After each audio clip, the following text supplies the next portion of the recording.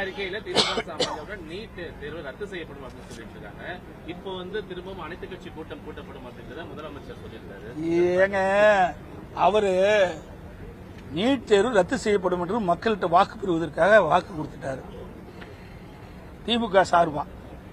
இன்னைக்கு வேற வழி இல்ல, நாட்டு மக்கள்கிட்ட போனா கேள்வி கேட்பாங்க, அதுக்கு மலுப்பலான பதில் ஏதாவது வேணும்ல.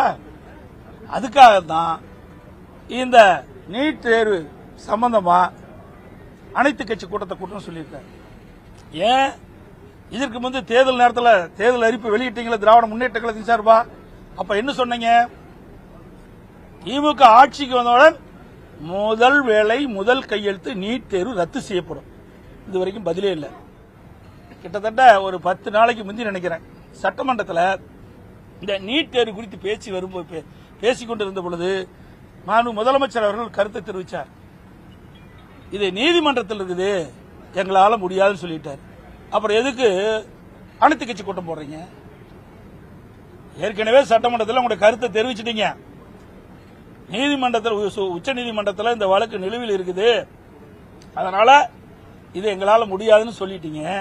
மீண்டும் எதற்கு ஒரு முறை சட்டமன்றத்தில் தன்னுடைய கருத்தை திமுக கருத்தை பதிவு செஞ்சு மக்களை ஏமாற்றுவதற்காக இளைஞர்களை ஏமாற்றுவதற்காக ஒரு நாடகத்தை அரங்கேற்றினார். அனைத்து கட்சி கூட்டம் ஒரு நாடகத்தை அரங்கேற்றிருக்கார்.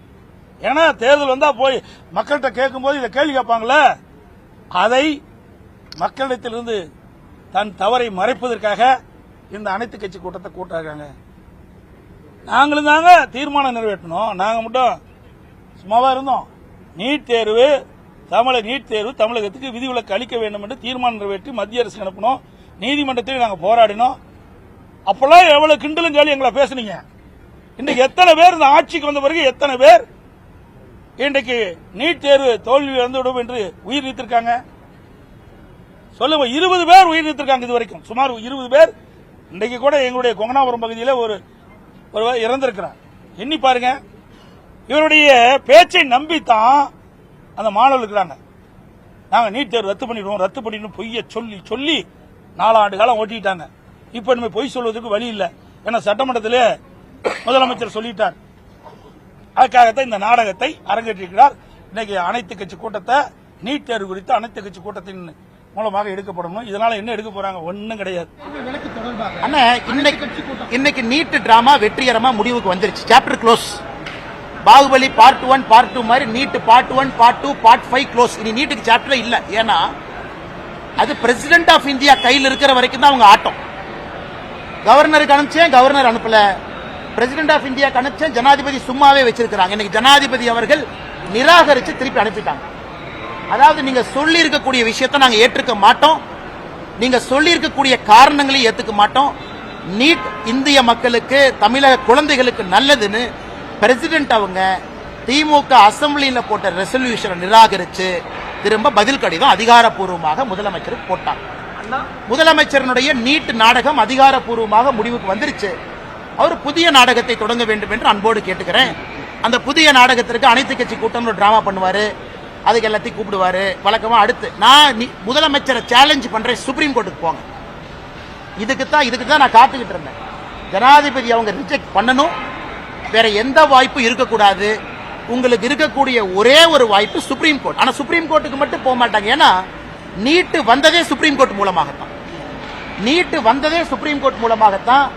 இன்னைக்கு இந்த பார்ட்டிகள்லாம் 9ஆம் தேதி 8ஆம் தேதி எப்ப மீட்டிங் கூப்பிடுறாங்களோ, சுப்ரீம் கோர்ட்டுக்கு போகாம சைனாக்கு போலாமா, ஜப்பானுக்கு போலாமா, ரஷ்யாவுக்கு போலாமான்னு அந்த மீட்டிங் நடக்கும். தைரியம் இருந்தா சுப்ரீம் கோர்ட்டுக்கு போங்க. சுப்ரீம் கோர்ட்லயும் ரிஜெக்ட் ஆகி வரட்டும். குழந்தைகளுக்கு ஒரே மனநிலையோடு சமமான மனநிலையோடு படிக்க ஆரம்பிக்கும். நீட்டுக்கு வர்றதுக்கு கொஞ்ச நாளைக்கு முன்னாடி எல்லாம் இதே டிராமா. ஏப்ரல் 9ஆம் தேதி நீட் தேர்வுக்கான அனைத்து கட்சி கூட்டம் ஸ்டாலின் ஏற்பாடு பண்ணியிருக்காரு. அதுல பங்கேற்பீங்களா? அது உங்களோட நிலைப்பாடு என்ன சார்?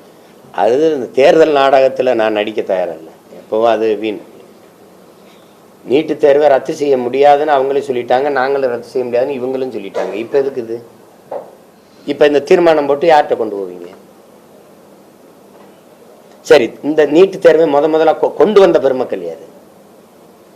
கொண்டு வந்தது யாரு? காங்கிரஸ் நீங்களும் தானே. காங்கிரஸ் கொண்டு வந்தது, கூட இருந்தது யாரு? அன்னைக்கே அந்த நீட் அங்கிட்டு நீட்டுன்னு சொல்லாமல் இங்கே இந்த பக்கமாக நீட்டுன்னு சொன்ன பெருந்தகலியார் நீட்டு தேர்வுக்கு ஆதரித்து ஐயா கருணாநிதி கடிதம் எழுதுனது முரசொலியில் இருக்குது. வேணா இன்னைக்கு நீங்கள் அதை கிழிச்சு மறைக்கலாம், எழுதியிருக்காரு. இந்த நீட்டெல்லாம் இதெல்லாம் வந்து தேர்தல் நேரத்தில் திடீர்னு என்ன பண்ணுவாங்க, திருவிழா நேரத்தில் அங்கிட்டு கூத்து நடக்கும், இங்கிட்டு கரகாட்டம் நடக்கும், அங்கே பாவக்கூத்து, அங்கே பொம்மலாட்டம், இங்கே வள்ளி திருமண நாடகம், அங்கே ஹரிச்சந்திர மாயனாண்டா கண்ட நாடகம். அப்போ எதை பார்க்குறதுன்னு தெரியாமல் நம்ம தவிப்போம். அது மாதிரி தேர்தல் வரும்போது நீட்டுக்கு எதிரானது, கச்சத்தீவுக்கு எதிரானது, எல்லாத்துக்கும் எதிராக வரும். நான் கேட்டேன்ல, அதனால இந்த தொகுதி சீரமைப்புக்கு அனைத்து கட்சி கூட்டம் போட்டேன், நீங்கள் நீட்டு தேர்வுக்கு எதிராக ஏன் போடலைன்னு கேட்டேன். இப்போ அதுக்கு இப்போ போடுற